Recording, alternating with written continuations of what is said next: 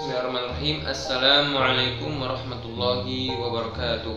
Alhamdulillazi hadana li hadza wa ma kunna linahtadiya laula an hadanallah. Asyhadu an la ilaha illallah wa asyhadu anna Muhammadan abduhu wa rasuluhu allazi la nabiyya ba'dah. Alhamdulillah, puji syukur atas kehadirat Allah Subhanahu wa taala yang mana pada pagi hari ini kita masih diberikan banyak sekali kenikmatan ya, baik nikmat iman, Islam, kesehatan, dan yang pastinya nikmat waktu luang sehingga kita dapat menjalankan perkuliahan kita ini pada pagi hari ini. Meskipun kita menjalankan perkuliahan kita secara daring, tidak mengurangi semangat kita untuk sama-sama belajar dan menempuh cita-cita kita ya. Tak lupa sholat bagaikan salam kita hadiahkan kepada junjungan alam baginda Nabi besar Muhammad Sallallahu Alaihi Wasallam. Allahumma sholli wa sallim wa barik alaihi. Semoga kita selalu senantiasa memperbanyak sholawat, mengamalkan sunnah-sunnahnya, kita tergolong sebagai umatnya yang kelak akan mendapatkan syafaatnya di yaumil qiyamah. Amin ya rabbal alamin. Yang terhormat dan yang sama-sama kita hormati Bapak dosen pengampu dalam mata kuliah leadership, yaitu Bapak Farhan Haikal, dan yang saya banggakan teman-teman semuanya, generasi-generasi milenial ya. Nah, pada pagi hari ini kami ingin mempresentasikan hasil PPT kami ya, yang berjudul tentang pendekatan kontingensi. Nah, sebelum melakukan presentasi, alangkah baiknya kami memperkenalkan nama-nama kami ya dari kelompok 3. Yang pertama ada saya sendiri, Andi Gunawan, ada Nur Aisyah, ada Siska Tirtadina, dan ada Ramasari Manurung. Sebelum melakukan presentasi dan untuk melancarkan perkuliahan kita ini, marilah kita sama-sama mengucapkan lafaz basmalah. Bismillahirrahmanirrahim. Mungkin materi pertama akan saya sampaikan. Alhamdulillah, baik, di sini saya akan menjelaskan tentang pendekatan kontingensi. Nah, apa yang dimaksud dengan pendekatan kontingensi? Nah, pendekatan kontingensi adalah suatu cara berpikir yang komparatif. Apa itu komparatif? Pendekatan yang berdasarkan perbandingan yang baru di antara teori-teori manajemen yang telah kita ketahui atau yang telah kita kenal atau yang telah kita pahami gitu. Fungsi pendekatan kontingensi ini dapat melangkah keluar dari prinsip-prinsip manajemen yang dapat diterapkan dan menuju situasi kondisional. Pendekatan kontingensi juga disebut dengan upaya untuk menjembatani antara teori dan praktek. Gitu. Secara formal, teori pendekatan kontingensi adalah suatu upaya yang menentukan kegiatan praktik, riset, atau teknik manajerial yang cocok yang digunakan dalam situasi dan kondisi tertentu. Nah, mungkin ini yang dapat saya sampaikan. Mungkin materi selanjutnya akan disampaikan oleh teman saya ya, yaitu Nur Aisyah. Assalamualaikum warahmatullahi wabarakatuh. Baik, saya Nur Aisyah. Parameter pendekatan kontingensi. Nah, pada bagian ujung dari spektrum atau parameter pendekatan kontingensi, teori X dan teori Y hanya memanfaatkan dua macam faktor. Yang pertama ada faktor pekerjaan dan dua, faktor sifat manusia sebagai parameter organisasi.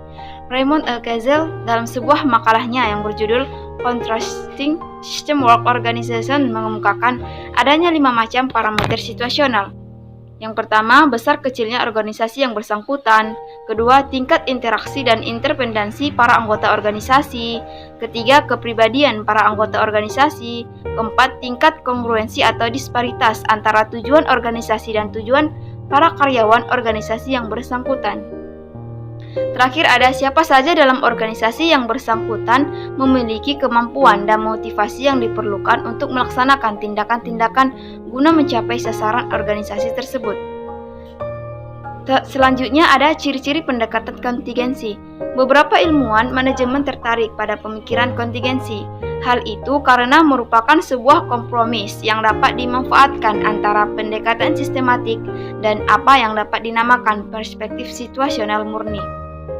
Pendekatan sistematik kerap kali dikritik orang karena pendekatan tersebut bersifat terlampau umum atau abstrak.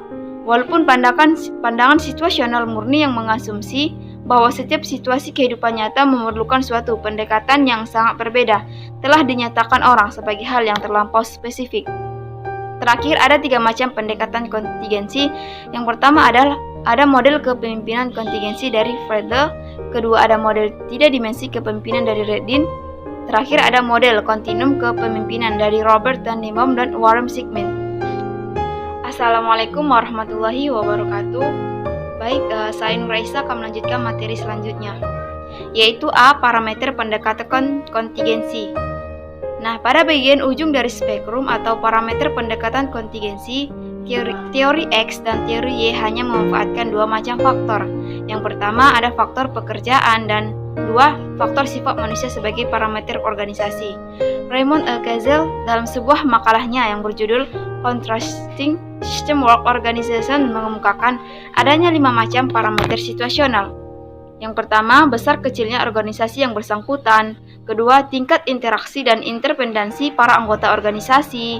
Ketiga, kepribadian para anggota organisasi. Keempat, tingkat kongruensi atau disparitas antara tujuan organisasi dan tujuan para karyawan organisasi yang bersangkutan. Terakhir, ada siapa saja dalam organisasi yang bersangkutan memiliki kemampuan dan motivasi yang diperlukan untuk melaksanakan tindakan-tindakan guna mencapai sasaran organisasi tersebut. Selanjutnya ada ciri-ciri pendekatan kontingensi. Beberapa ilmuwan manajemen tertarik pada pemikiran kontingensi. Hal itu karena merupakan sebuah kompromis yang dapat dimanfaatkan antara pendekatan sistematik dan apa yang dapat dinamakan perspektif situasional murni. Pendekatan sistematik kerap kali dikritik orang karena pendekatan tersebut bersifat terlampau umum atau abstrak.